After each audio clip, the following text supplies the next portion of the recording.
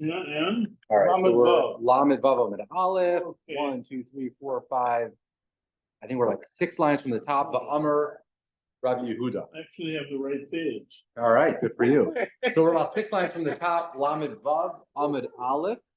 The Amr Rabbi Yehuda. This next Gemara sounds familiar because we had it just a few days ago. So the Amr Rabbi Yehuda. Haiman dinakin magla v'tovalia. Let's say you have a person that's holding on. I think it's a sickle and some sort of rope. Basically, some sort of implements of agricultural exactly stuff. The Amar Azel Exra Ledikla Deplania is Zavante Mine. And the guy says, I'm gonna go into Eddie's, field, and I'm gonna start cutting down the fruits with my stuff that I've got because I bought the fruits from Eddie. I don't know star or anything like that, but this is what he's saying.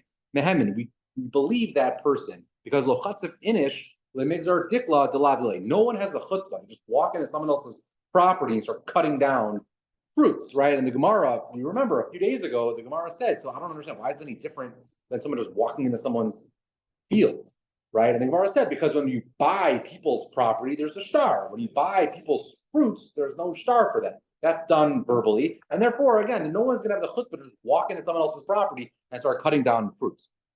So again, the Gemara on Sunday was really quoting this Gemara over here, but that's what this Gemara is saying.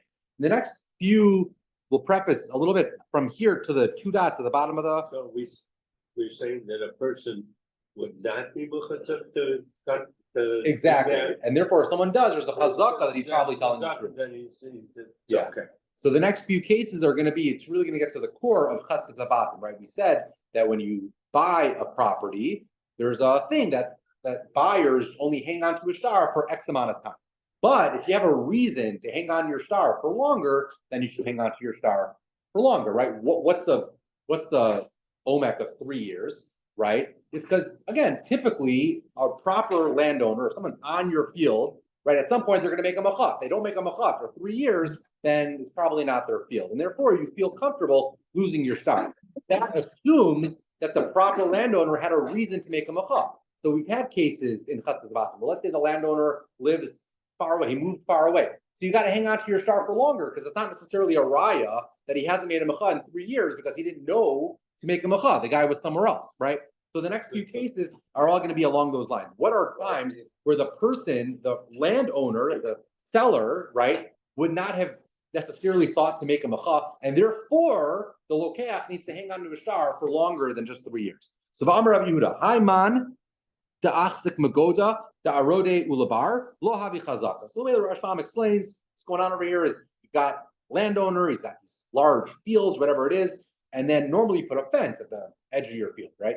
But I guess there were wild animals, whatever it is, and someone put the fence not on the border, but call it 10 feet from the border. So imagine a massive field, and he leaves his fence 10 feet in from the border. Why does he do that? Because he wants to leave some space for the wild animals and the rodents or whatever to eat. And if he puts his fence too close to the border, they might then be incentivized, these animals, to like come into the property and start eating the better crops. So he's like, you know what, let me give them some space at the edge of the field, and therefore they'll just kind of stay there. Comes along a random person, and he starts, making a chazaka on that 10-foot strip of land.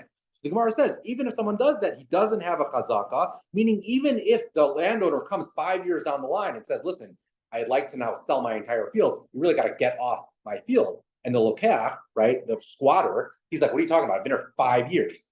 I don't have a star anymore, but I've been here 5 years. He doesn't have, it's not a good claim. It would make sense that this mochar in our story would never have made a mecha. My time, a memer amar, called as aranam, yarude, achile. The landowner can say, I never really felt the need to make a mecha because what were you doing anyway? You were planting on a piece of land that the animals were going to come and eat. You weren't costing me anything. It was virtually hefker anyway. I wasn't planting on it. So what do I care? I never felt the need to make a mecha, but the fact that I did not make a mecha shouldn't have given you comfort to lose your star. If you really bought it from me, you should have hung on to your star. And therefore, again, the concept of the cheskas gimel shanim doesn't apply to this sort of land. But Amar Rabbi Yehuda, achla arla ena chazaka. Let's say the landowner had an orchard and it was arla. So if part of this squatter's chazaka is a year of arla, again, it doesn't count. And again, why doesn't it count? Because from the landowner's perspective, the mocher's perspective, you can say, why would I care to make a mecha? I couldn't have any benefit from that anyway, so what do I care if you're on my field? Or whether you can have your own hana, that's your problem if you're doing it on a I don't really care. But it wasn't costing me anything, so I never felt the need to make a mecha, and therefore you don't have a chazaka. Tani nami hachi. We have a brisa that supports this. Achla, arla, shviz, glayim, ein a chazaka. If you have a squatter and he's squatting on produce that is arla, if it's a year of shviz, one of the years of the 3 years happened to be shmita, so again, no one's allowed to have any, it's hefker, no one's allowed to have any, no one's allowed to plant it or whatever it is. So again, the landowner can say, there was no reason for me to make a mecha. Happens to be, I struggle a little bit with the climb. I don't even know what the case is. The art scroll explained that if someone is coming and they're building or they're planting kalayim on my thing, I wouldn't make a mecha. I'm not entirely sure why that is. But wouldn't I care if someone's doing kalayim on my property? Like, I don't really understand. Once it's done, Tell them to get off. I mean, like, we tell them to stop. Maybe Meaning because it's your Shavias- property, you would be held liable for planting Yeah, kalayim and therefore subject to macos. Yeah, so it's actually fascinating. If you look at Tosfos, the top Tosfos, or maybe the only Tosfos, he actually says that the Re had a different girsa. And he says the girsa, if you just look at the Gibor Maskal, he says, Achla Arla Shvias Kalayim Avya Chazak. It's totally different understanding. The Rashbam says that Lo Nehira doesn't understand it. If you're curious, so maybe that has something to do with it. Again, I struggle to just understand the case of what exactly the case of the Kalayim is. But again, just push a shot. This is this idea that if a squatter is either harvesting, working your field, which is Arla, if it's Shvias, that doesn't result in, that doesn't help the Cheskas Gimel Shanim, because again, the landowner, so all the same concept, the landowner has an excuse of why he didn't make a mecha. I wouldn't have thought to make a mecha. I can't use the field anyway. What do I care if you're wasting your time working on my Arla field? Okay, Maybe it's wild kalayim. could be. There's something like that. I In just other don't know. words, they're just, he didn't actually plant grapes or plant wheat, but they just kind of Yeah. overtook it from neighboring fields. I don't know. Amar Rav Yosef, Achla Shachas Lo Avi Chazaka. So Shachas is animal feed, but the idea and the way the Rashbam explains, and this is something that comes up from time to time, is you have produce, and if you let it grow the full amount, it would be good produce. You cut it down before it's ready, it becomes Shachas. And the way the Rashbam explains is this looks like a squatter that's nervous that the landowner is about to make a mecha, so he kind of cuts it prematurely. So the guy's always cutting the produce prematurely. Again, the landowner can say, I didn't make a mecha because I saw you were nervous. I saw that you were constantly, if you were the owner, you wouldn't cut it prematurely. So it must be you're squatting on my field. Why am I letting you do this? I don't know. But the point is, I never felt the need to make a mecha, and therefore the fact that you were here for 3 years, 4 years, 5 years, isn't necessarily a raya that it's yours, because you were always acting unlike a proper landowner. But Amar Rava, the Ibit Saber, Mechuza, Kaima, Havi Chazaka. But if the guy was always harvesting the shachas in Sabra Mechuza, Rashbam tells us this is a very wealthy community, then it would be a chazaka, because in this community of Sabra Mechuza, they had a ton of livestock. It was very normal for people to literally grow shachas because they have a lot of animals. And therefore, if a guy's growing shachas, he does look like a regular landowner. And again, if you are the landowner and someone's doing this in your property, you should have made a mecha. Amr of Nachman. Shachas is animal food. It's like produce that's grown not to the full extent, and I think people do that. They harvest it early if they're not planning on using it for crops, but they're planning it to feed their animals. Oh, I see. Amr of Nachman, Tafticha Lavi Chazaka. Tafticha, it seems like it's like areas of land that are just really bad for planting. A lot of breaks in the land, whatever it is. Again, the point is, from the landowner's perspective, he's like, I couldn't have done anything with this land anyway. So what do I care if you want to waste your time harvesting this thing or working this thing? I don't really care. And therefore, even if a squatter was doing this for a few years, the mocher always, or the landowner, always has the right to say, I didn't make a mecha because you weren't costing me anything. You were just wasting your time. But for some reason, if now I do want to get you off the field, I have a right, and it's not, the squatter can't say, listen, I bought it from you 5 years ago and I don't have a star because it's been 5 years. There's an understanding that there's a reason why the landowner would not have made a mecha. And if you, the squatter, really purchased this property, you should have hung on to your star. Apik Kura, the Ayel Kura, another example. Let's say this is just, again, very poor quality field. You are planting a kur and you're only yielding a kur of produce. Yes, in the world of planting, you're supposed to do a kur of seed and get a whole lot more than a core of produce. But the point is, this is really, really, really bad, inferior quality land. Again, lo avi chazaka, for all the same reason. The landowner can say, I never felt the need to make a macha if you're planting this awful land. But bahani, last one, bahani devei reish galuza lo machziki ban lo machzakinan behu. Last one, the people of the reish galuza, they can't make a chazaka in your property, meaning if the reish galuza really bought property from you, they can't ever feel comfortable losing their star. And if you ever buy property from the reish galuza, you can never feel comfortable losing your star. Why? The reish galuza, if they're on your property, pretty relatable. You can say, listen, I never wanted to make a macha. I'm nervous what the reish galuza is going to do to me. So even if they were there for 5 years, you can say like, listen, I just never felt comfortable making a macha. But again, it's my field, and therefore the reish galuza should always hang on to their stars. The other way works too. If let's say I was squatting in the reish galuza's property, and 5 years down the line, I want to say, listen, I bought the property from the reish galuza. The reish galuza always has the claim to say, I never felt the need to make a macha because I always knew I can get you out if I needed to, right? I run the court system in this town. So why did I let you do this for 5 years? Because as long as you're working my field, it's wonderful. Meaning you're just saving me a whole lot of money, right? You're doing all the plowing and all of this. So I didn't care. It was like, hey, right? But when I want my field back, I'm going to kick you out and get my field back. So either way, with the reish galuza, whether they're in your field or you're in their field, everyone should always hang on to their staros, never rely on the cheskas gimel shanim. Okay, going back to the Mishnah. The Mishnah gave a whole bunch of examples, right? This is the Mishnah was on ches amid aleph, cheskas abatim, and all sorts of real estate.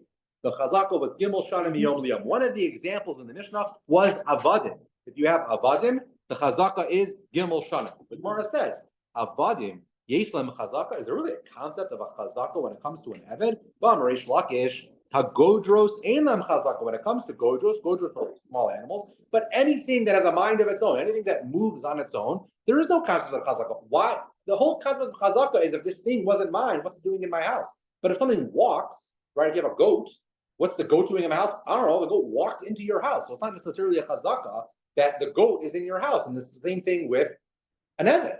Why is it a chazaka that an eved's in my property? Maybe he just walked into my property, right?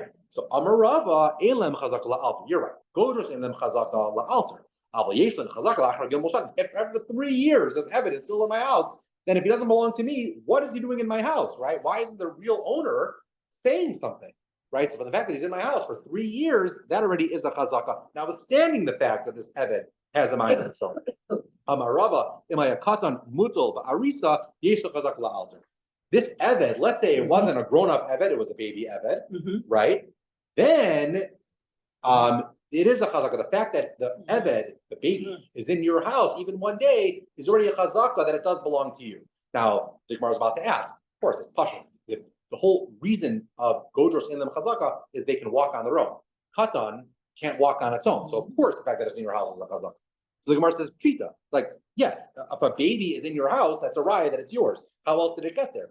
Lo tzricha de islay ima. No, because the baby has a mother. Ma'u de seimanechash dilma ime ayel say lahasam kamashma lan that ima lamansi bra. No, you would have had a hava. Maybe the mom just walked the baby in, and then the mom left him there. The mom forgot. The mom walked away. Kamashmala, no, that's not how moms work.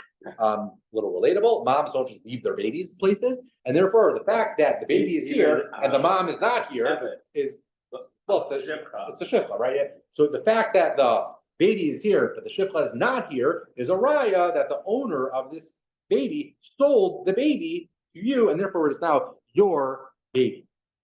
All right, this is a real back to Baba Basra stories. Anahu easy, the achlu chusha ben arda. There was a bunch of goats, and they ate seemingly expensive barley of someone else in Narda. So you got a landowner, and he's got barley, and these goats come in and start eating his barley.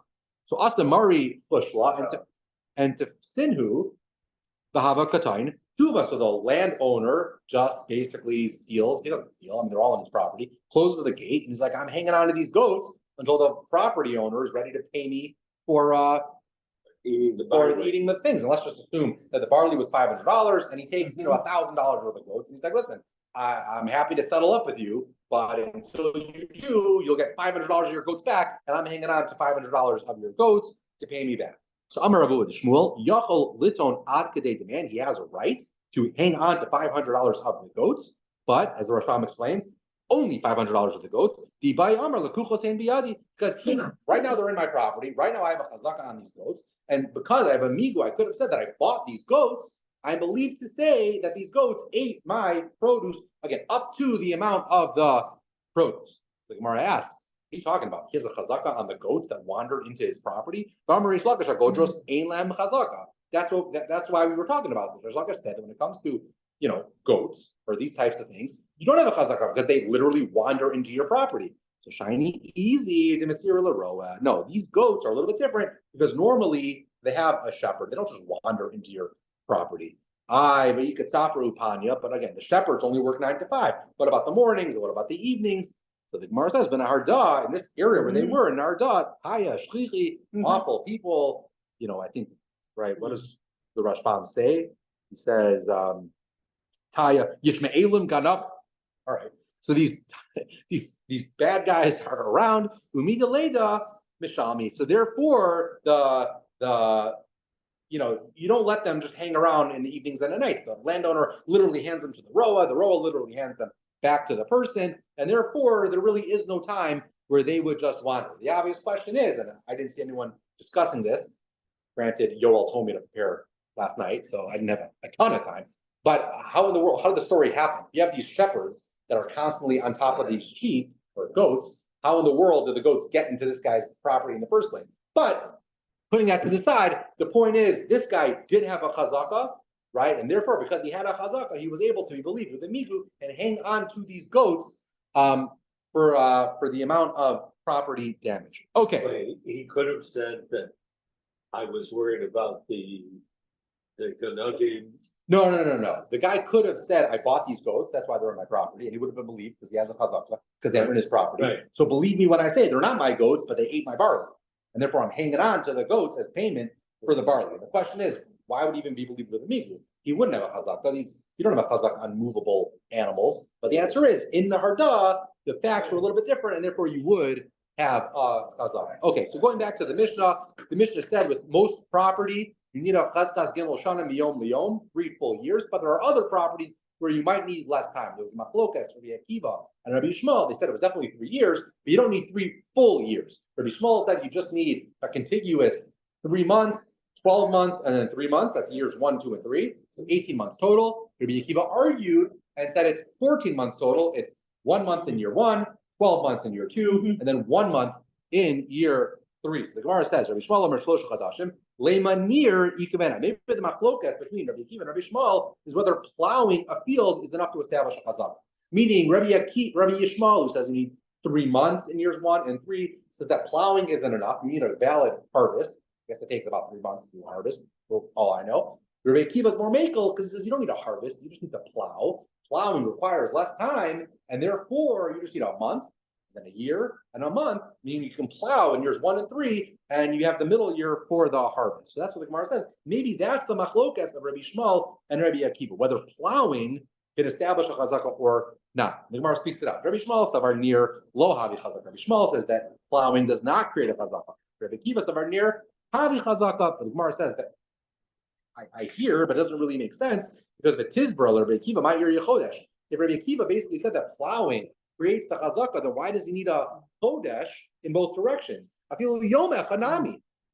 We don't appreciate this, but apparently it only takes about a day to plow your field. So if all Rabbi Akiva needed was an act of a chazaka in years 1 and 3 with the middle year 2, so why would he need a month in years 1 and 3? He just needs a day. He just needs you to plow the field in years 1 and years 3.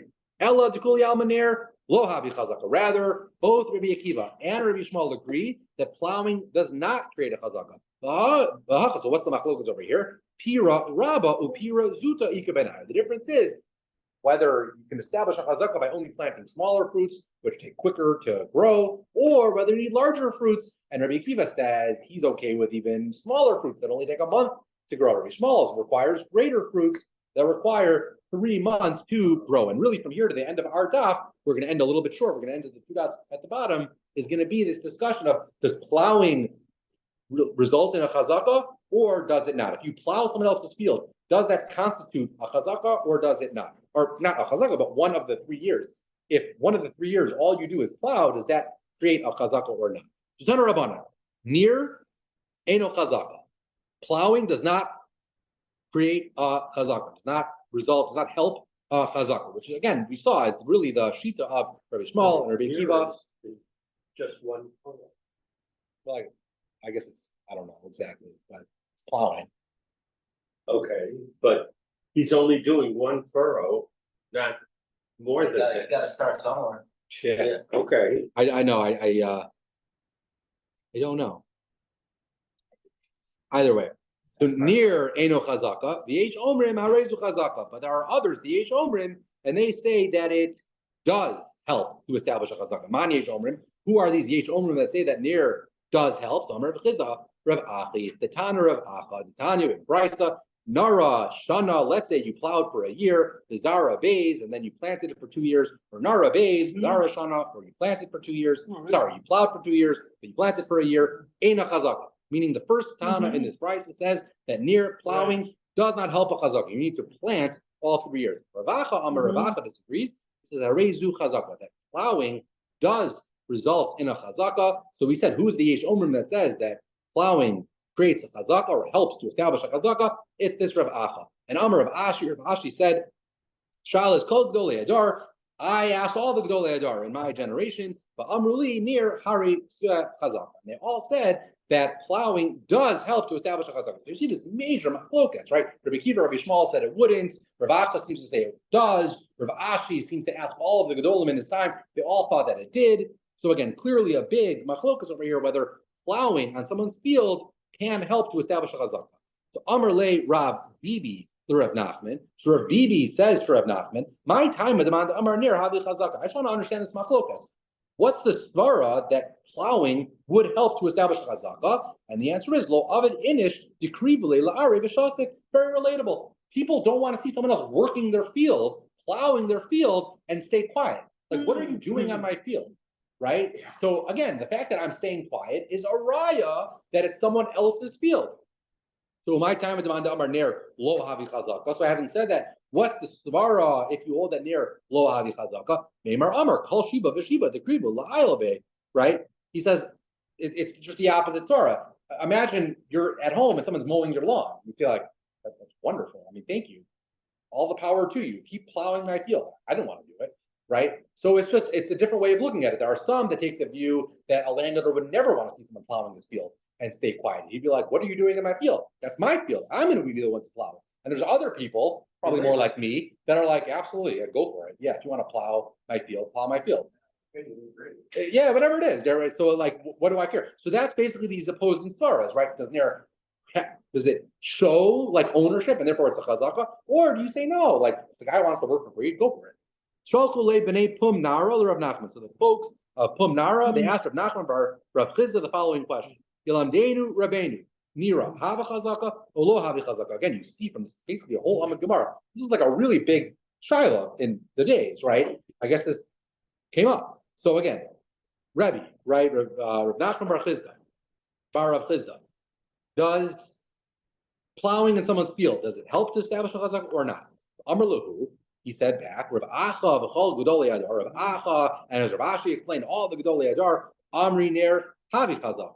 They say that it does. So Amar Rav Nachman bar Yitzchak, so Rav Nachman bar Yitzchak said, Revusa lemechshav tavri? Like, I don't even understand your response, right? Rav Acha and all the Gedolei Adar, like you're trying to, like, is it impressive that you're listing all these people? Rav, Shmuel, Bavel, both Rav and Shmuel and Bavel, and Rabbi Shmuel, Rabbi Akiva, and the Tanaim, Rabbi Shmuel and Rabbi Akiva, and they all said Amri Ner Lo Havi Chazak. So some of this we've seen already. Rabbi Shmuel, Rabbi Akiva, Masnisinhi, right? That was how we opened the sugya. Both Rabbi Shmuel and Rabbi Akiva say in our Mishnah that for years 1 and 3 you need at least a month or 3 months respectively, which the Gemara used to prove that Ner Lo Havi Chazaka, because if Ner was Havi Chazaka, you'd only need like a day.